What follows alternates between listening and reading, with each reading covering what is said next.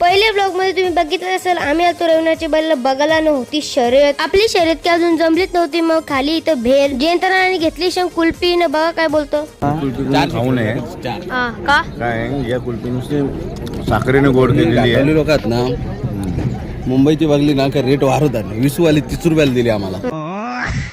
ही कुल्फी काय खाऊन मतलब नाही. आला आला पाऊस पण आला ना. छत्री बाई 5-6 जण घुसले ना. आता कला ऐकतं पाऊस पण बघा बाई मामाचं वय बघा आणि बाई कसला चाबूक वाजवतो. 1 तासानंतर जमली आपली शर्यत ना. पैऱ्याला होता बावल्या. मग कला टाइमपास सुटल्या तर आपली शर्यत बघा.